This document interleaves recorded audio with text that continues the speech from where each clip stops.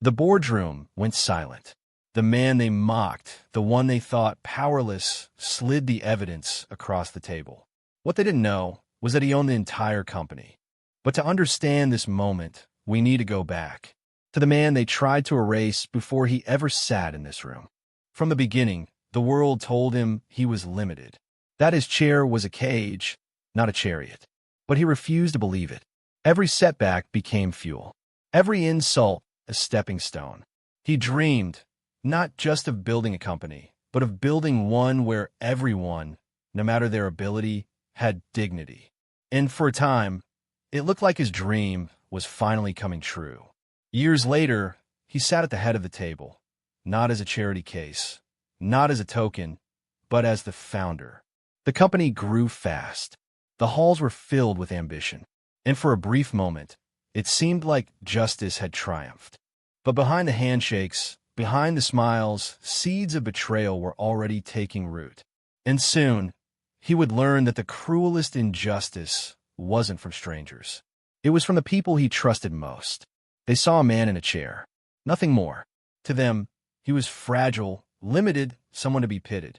But they didn't know the fire that burned beneath that calm face. From the very beginning, life forced him to fight battles most people never imagined. And instead of breaking him, it forged him into steel. As a boy, he had been told he would never make it. Teachers doubted him. Classmates whispered. Some laughed when he struggled to keep up. Yet every night, while others slept, he studied. He read until his eyes burned. He trained his mind the way others trained their bodies. If the world was going to underestimate him, he would turn that underestimation into his greatest weapon. In his early years at the company, his disability was treated like an invisible wall. Meetings began without him. Conversations ended when he entered the room. Some colleagues smiled to his face, only to roll their eyes the second he turned his back. He heard the whispers, "He'll never last. He's just here for sympathy. Someone like him can't lead." They never said it aloud in front of him, but he felt it in every sideways glance, in every silence that swallowed his voice in the boardroom. And yet he endured. He listened. He learned. He sharpened his instincts. Because what they didn't realize was this: when the world tries to ignore you, you hear everything. Every careless word, every hidden scheme, every truth they thought was safe to speak when they assumed you weren't a threat. His chair, the symbol they thought chained him, became the throne from which he saw people for who they really were. It gave him patience. It gave him perspective. While others rushed, blinded by arrogance, he watched. He noticed details, subtle shifts in tone, eyes that darted away when lies were spoken, signatures on contracts that didn't belong. His so-called weakness was the very thing that gave him an edge. And in time, that edge carved his path to power. He rose higher than anyone expected. Promotions came, responsibility grew, and slowly, the same people who mocked him began to fear his intelligence. They smiled tighter. Their laughter grew quieter. Respect didn't come freely. He had to drag it out of them one victory at a time. And yet, he never let their doubts extinguish the vision that drove him: to build a company where fairness wasn't a slogan, but a reality. For a moment, it seemed he was winning. It seemed the world had finally shifted. But he didn't know then that the shadows were already gathering, that behind the polished smiles and the carefully chosen words, betrayal was being planned. And soon, he would discover that the cruelest injustice hadn't even begun. He was not born into privilege. His childhood was a series of battles against poverty, against doubt, and against a body that refused to work the way the world demanded. While other children ran across fields, he sat on the sidelines, forced to watch, forced to imagine. Yet even then, he refused to let despair be his story. He discovered early that while legs may falter, the mind can soar beyond limits. School was never kind.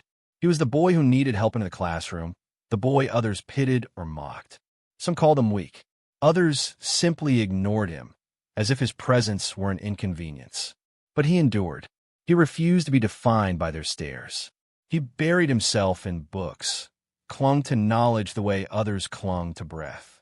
At night, when the house was quiet, he studied by the faint glow of a lamp, whispering to himself that one day they would know his name. His climb was not swift. He began at the very bottom, an intern in a crowded office where no one remembered his name. He fetched coffee, carried files, and endured the casual cruelty of colleagues who dismissed him as decoration. When he spoke in meetings, his ideas were brushed aside. When promotions came, they passed him over. But still, he remained patient. Every failure became fuel. Every rejection became a reason to push harder. And slowly, brick by brick, he built a foundation no one could shake. He mastered finance, understood strategy, studied leadership, and above all, learned people. He saw the pride that drove them, the greed that blinded them, the fears that ruled them. The very weakness that had once made him invisible gave him sight others lacked. Through relentless effort, he rose, from assistant to manager, from manager to director, and then, against every expectation, he became the founder of his own company. A company born not from wealth, but from willpower. And with it came his vision, clear, unshakable, uncompromising. He dreamed of a workplace where no one was treated as less, where dignity wasn't a favor, but a right, where workers didn't fear humiliation, but found belonging. His mission was inclusion. His heart demanded fairness. And he swore that no one who walked into his company's doors would ever feel the shame he had felt, sitting alone at the edge of the classroom, or the sting of being dismissed in the boardroom. And for a time, it worked. The company grew. People believed. The culture felt different, alive, built on respect. He thought he had changed the game, that he had proven the world wrong. But not everyone believed in his vision. But with success came envy, and with growth came greed. The very people he had trusted, the colleagues who once shook his hand and smiled at his dream, were the first to sharpen their knives. They came dressed as allies, executives who claimed to support him, managers who nodded in agreement, only to trade whispers the moment his back was turned. Their help came with hidden strings. Their loyalty was a mask, and behind it was hunger. Hunger for power, hunger for control, hunger for his downfall. It began subtly. A missing file here, a delayed email there. Documents he had signed disappeared, conveniently lost before board reviews. Projects he had built from scratch were suddenly presented by others as their own ideas. The victories he earned were quietly stolen, his credit erased, his name removed. In meetings, their games grew bolder. He would speak, laying out strategies with precision, only to be met with silence, cold, deliberate silence. Minutes later, another voice would repeat his very words, and the room would erupt in approval. They made him invisible in his own house. And when he left the room, the laughter began. Not loud, not obvious, but sharp enough to cut. They told themselves he would never last. They said he was weak, that his chair defined him. They whispered that he had reached his ceiling, that soon the company would outgrow him, and they would finally take control. Every smirk, every sideways glance, every stolen triumph was another stone added to the weight pressing against him. And yet he endured. He did not shout. He did not crumble. He watched. He listened. And though their games humiliated him, though their betrayal burned deep, he stored every moment like ammunition. What they whispered behind closed doors would change everything. They wanted a spectacle. Quiet sabotage in the shadows was no longer enough for them. Whispers behind closed doors had grown bold. Their ambition demanded something greater. They needed him broken in front of witnesses. They wanted the staff to see him stumble, to see him powerless, to see him humiliated. The opportunity came at the quarterly review, the kind of meeting that defined the future of the company. Weeks of preparation had gone into it. He had studied every line of data, memorized every projection, ensured every slide would speak for itself. He believed this presentation would silence his doubters. But the villains had already set their trap. When the screen lit up, nothing was there. Blank slides where his carefully crafted reports had been. Charts replaced with jagged nonsense. Numbers inverted, forecasts scrambled into chaos. It was sabotage, pure and calculated. He knew it instantly. He had checked everything the night before. Someone had gone in, erased his work, and left him standing exposed. For a moment, the room was quiet. A heavy silence hung in the air as he tried to steady himself. Fingers scrolled through files, searching for backups that weren't there. Pages of notes that had been switched out now contained the wrong figures. And just as he began to explain, laughter broke the silence. Not loud, not from everyone, but sharp, cutting, the kind of laughter designed to humiliate.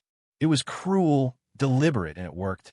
One executive leaned back with a smirk, hands folded behind his head, as if the failure were expected. Another shook his head in exaggerated disbelief, muttering just loud enough for his neighbor to hear. But the most devastating blow came from a voice at the far end of the table.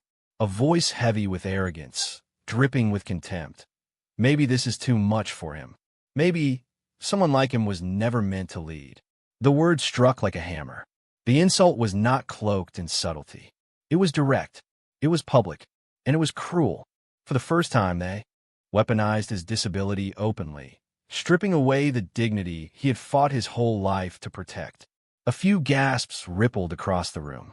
Some looked down in shame, unwilling to meet his eyes. But no one spoke. No one rose to defend him. The silence that followed became its own betrayal. He sat there in the middle of it all, a man who had built the company from nothing, now treated like an outsider in his own house. His hands rested quietly on the table. His voice, when he finally spoke, was calm. No anger, no shouting, no visible crack in his composure. To the villains, that calmness was weakness. To the staff, it looked like surrender. And that was exactly what the saboteurs wanted, a picture of a broken leader. But what they didn't see was the storm behind his silence. Every laugh, every smirk, every whispered word, they did not humiliate him. They armed him. They gave him clarity. They revealed themselves, openly, shamelessly. And while they thought he had been crushed, while they celebrated the performance of his downfall, he was already planning their undoing. What they didn't know was that he was already planning his revenge. Humiliation did not end him. It awakened him. That meeting, that orchestrated betrayal, showed him the truth. He could no longer fight from the top. They had corrupted the board, twisted the system, poisoned the very culture he had built. If he remained seated at the head of the table, he would be outnumbered, outvoted, and eventually erased. So he made a decision no one expected. He would step away from power to see the truth with his own eyes. He disappeared from the spotlight. To the public, it looked as if he had taken a leave of absence. To the executives, it looked like defeat. They celebrated quietly, thinking they had won. But in reality, he was preparing the most dangerous role of his life, to become invisible inside his own company. He stripped away the titles, the prestige, the authority. The suit was folded, the nameplate removed from his office door, and in its place, a uniform. The kind worn by those the executives barely noticed. The kind that made him blend into the background, just another worker in the machine he had created. For the first time in years, he entered his company not as a leader, but as one of them. The wheelchair that once marked him as a figure of authority now vanished from sight, left behind in a closet. He used simpler mobility, something that drew no attention, something that made him appear smaller, ordinary. And in this disguise, he became invisible. To the executives, he was nobody. To the staff, he was just another tired face trying to survive the day. And that invisibility gave him power. He walked the same floors his employees walked. He ate in the same cafeteria, waited in the same lines, endured the same dismissive stares. For the first time, he felt what they felt, what it meant to work beneath the shadow of cruelty. The jokes, the exploitation, the double standards, the fear that lingered in every room where authority lived. He saw the smiles vanish when managers entered, the way conversations hushed, the way eyes dropped to the floor. Fear was everywhere, and it broke him in ways the boardroom never could. The man who had built a company on dignity now stood inside its walls as a ghost, and what he discovered was worse than betrayal. It was rot. Rot spreading through the very foundation of what he had built. And what he saw broke his heart.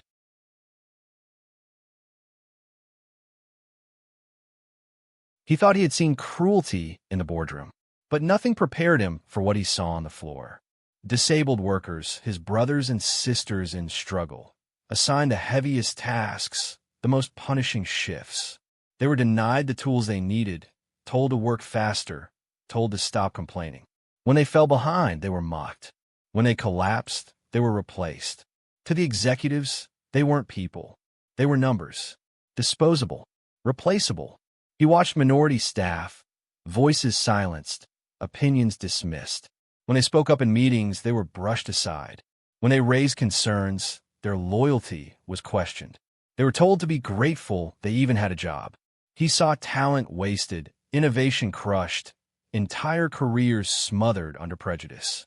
And then the firings. Loyal employees, men and women who had given years of service, cast aside without hesitation. Fired under false pretenses. Accused of mistakes they never made. Their only crime was earning too much loyalty from their peers. The villains feared loyalty that did not belong to them. They feared workers who inspired others to speak out. And so, those workers were erased. All the while, the executives fattened themselves. Bonuses flowed into their pockets. They congratulated each other, toasted with champagne, rewarded their own greed. They sat in glass offices, counting profits earned from the pain of those below. And as they celebrated, the staff below counted coins, barely enough to pay rent, barely enough to eat. Every day, he saw more. Every hour, another betrayal. The silence in the hallways. The tears in the break rooms. The fear in the eyes of men and women too scared to speak. It built inside him. A tension, a rage. He wanted to scream, to shout, to tear the corruption down brick by brick. But he didn't. Not yet. Instead, he watched. He listened. He recorded. Every cruel word. Every lie. Every false promise. He wrote all down. He collected proof, piece by piece, like a soldier gathering weapons before a war. He collected everything and waited for the perfect moment. He had endured the lies. He had endured the sabotage. He had endured the humiliation. For weeks, he had walked the halls of his own company disguised as no one, watching the cruelty unfold in silence. He thought he could bear it. He thought patience would be enough. But then he saw her. She was young, barely in her 20s, a quiet worker with hopeful eyes, disabled like him, though in a different way. Her legs weakened, her steps uneven, her movements slow but steady. She had come to the company because she believed the stories. She believed this was a place of fairness. She believed the founder's vision still lived inside its walls. She believed this place was safe. For months, she proved herself. She worked harder than anyone, stayed longer, smiled even through exhaustion. And though others looked down on her, she carried herself with pride. She believed if she just kept giving her best, she would be recognized. She believed someone was watching. She believed effort mattered. But effort meant nothing to the villains who sat above her. To them, she was a target, an easy dismissal, a quick way to trim costs, a pawn they could sacrifice without consequence. They called her into the office.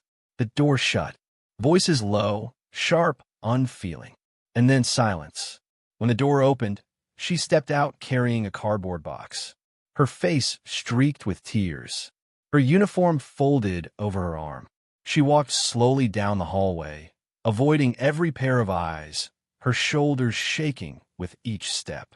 She whispered to herself, broken, "I thought this place was different." He saw her there, and in her face, he saw himself. He saw the boy mocked in classrooms. He saw the man dismissed in boardrooms. He saw every moment he had been told he wasn't enough. Every time he was told his chair defined him. Every time he had been overlooked, ignored, betrayed. Her tears were his tears. Her humiliation was his humiliation. And suddenly, the weight of every injustice he had seen in silence came crashing down. He rolled closer, quietly, gently. He didn't speak at first.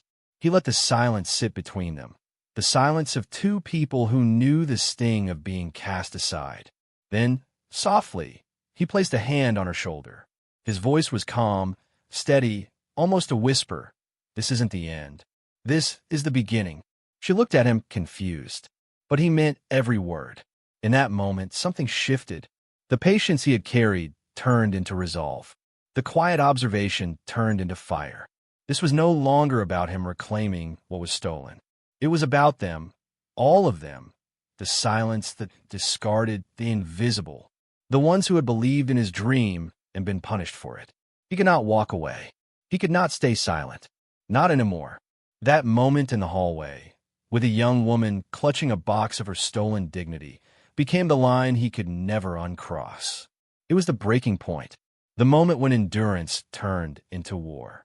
And from that day forward, he was no longer watching. He was no longer waiting. He was preparing, patiently, quietly, ruthlessly. That moment was the spark. He did not strike back immediately. Revenge is not born in noise. It is born in silence. After the humiliation, after the firings, after the tears in the hallway, he vanished deeper into the shadows. And there, he began to build his war. He started small. An overheard conversation recorded on a hidden device. A careless email forwarded to the wrong inbox. Documents accidentally left on the printer.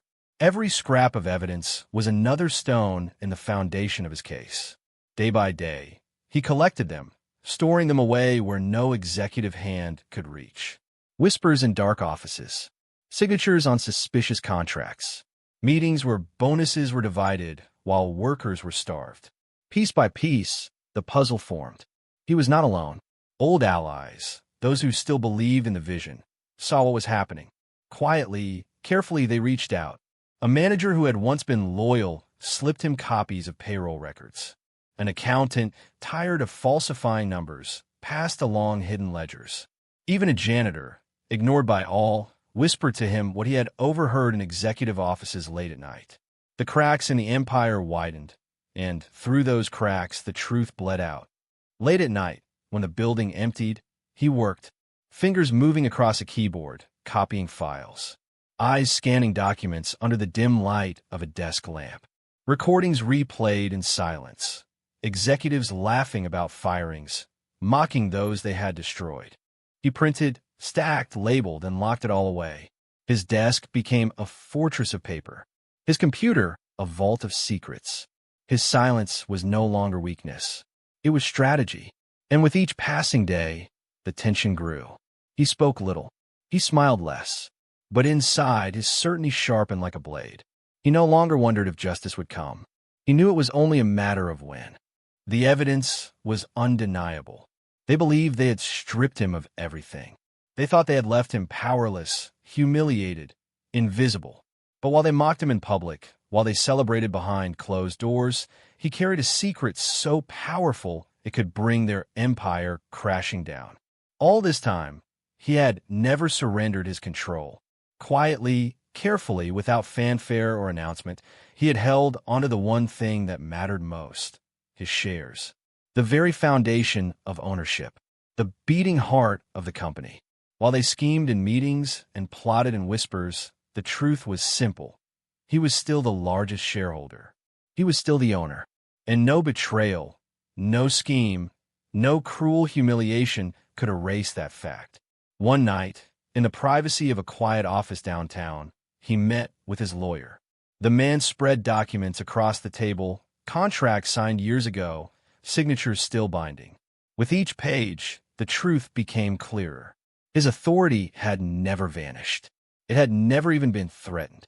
Every cruel move the executives made was not just immoral, it was illegal. Every dismissal, every theft, every fabricated report had been committed under the nose of the man who still held the power to end them all. The lawyer looked up, his voice steady, his words deliberate. It's all here. You never lost control. They think they've cornered you, but legally, they're the ones trapped. And in that moment, he understood. Every insult, every betrayal, every act of cruelty, they hadn't weakened him. They had only exposed themselves. They had documented their own crimes in front of the one man who could destroy them. And while they laughed at his silence, while they mistook his patience for surrender, he had been building a weapon they could never defend against: the truth. The villains never saw it coming. They had grown too arrogant, too certain of their victory.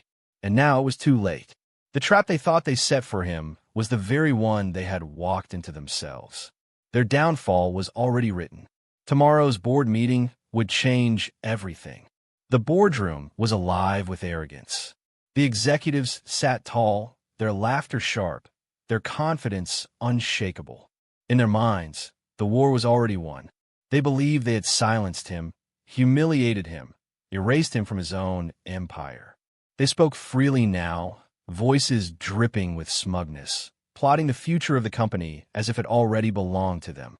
They spoke of bonuses, of restructuring, of how refreshing it was to be rid of him at last. To them, he was a memory, a relic, a broken man who would never rise again. And in their arrogance, they celebrated too soon. Because the doors opened, and he entered. He did not rush. He did not storm. He rolled in calmly, silently, his presence alone enough to choke the air from the room. The same man they had mocked, the same man they had humiliated, now faced them with unshakable composure. The room fell quiet, laughter dying on their lips. For the first time in months, they felt something they had forgotten in his absence, fear. He did not speak at first. He simply looked at them, one by one, his gaze steady, unblinking. Then, slowly, he placed a folder on the table. The sound of it landing echoed louder than any voice. Pages thick with truth, documents they thought he would never see, evidence they believed was hidden forever. The silence was unbearable. Hands shifted nervously. Throats cleared. They waited for him to falter, to explain, to beg. But he did none of those things. Instead, his voice came low, measured, each word deliberate. Inside this folder is everything you fear. Their eyes darted to the folder, as if it might explode. For weeks, they had mocked him. For months, they had schemed. But now, for the first time, they realized the balance of power had shifted. That folder was not paper. It was a weapon, and they had given him every bullet inside it. The air was heavy. No one dared move. No one dared speak. They waited, hearts pounding, as his hand lingered over the folder.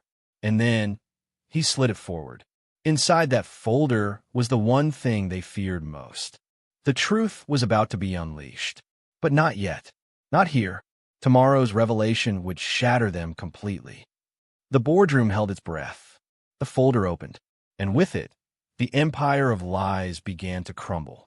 He laid the documents out one by one. Emails, contracts, financial reports. Each page another nail in the coffin. Voices that had mocked him only weeks before were now silent, trembling. The evidence was undeniable.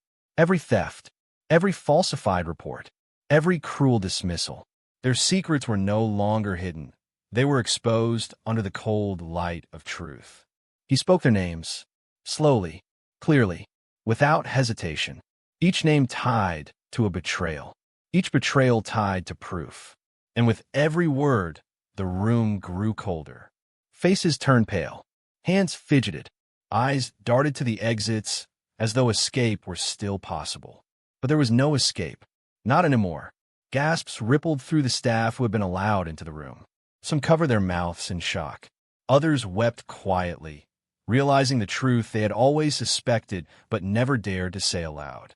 And the villains, once smug and unshakable, now sat like statues, frozen by the weight of their own corruption.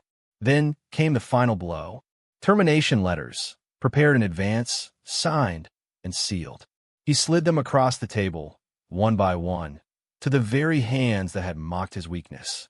The irony was inescapable. They had written his humiliation. Now he had written their downfall.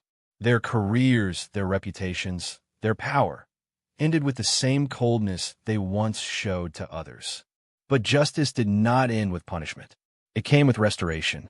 He turned to those who had been silenced, the workers discarded, the loyal employees forced out, the voices mocked and ignored. He reinstated them, not with whispers, but with open acknowledgement. Their dignity returned, their place restored. And to the ones who had been overlooked, the ones who carried the company on their backs while others reaped the rewards, he lifted them higher. Promotions granted, respect given, hope restored. In that moment, the culture of the company shifted. Fear was replaced by relief. Silence gave way to applause. And the man they once doubted, the man they once mocked, sat in his chair with quiet strength as justice finally was delivered. The boardroom was silent once again, but this silence was different. No laughter, no whispers, no smug voices plotting in the shadows. Only respect, only awe, only the sound of justice settling into place. He sat at the head of the table, not as a figure of pity, not as a man to be mocked, but as the true owner, the rightful leader, the unshakable force they could never break. The same room where he had been humiliated now bowed to his authority. The same walls that echoed with laughter at his expense now stood as witnesses to his triumph. He looked around the table, not with bitterness, but with clarity. The betrayals were behind him. The corruption had been purged. What remained was his vision, restored, alive, unshakable. The company was his once more, and this time, no one would ever forget why it existed in the first place. The man they mocked was the man who owned it all, and as he turned to leave, it was not the villains he thought of, but the staff waiting outside, the loyal workers who had endured, the silenced voices who had been lifted once more. Their applause filled the halls, their faces lit with relief and pride. For them, he smiled. For them, he had fought. The camera lingers on him, seated in his chair, not as a symbol of weakness, but as a throne of resilience. His dignity restored, his vision reclaimed, his legacy secure. And in that moment, the story was complete. Not of defeat, but of victory. Not of humiliation, but of redemption. Not of a man broken, but of a man who could never be destroyed.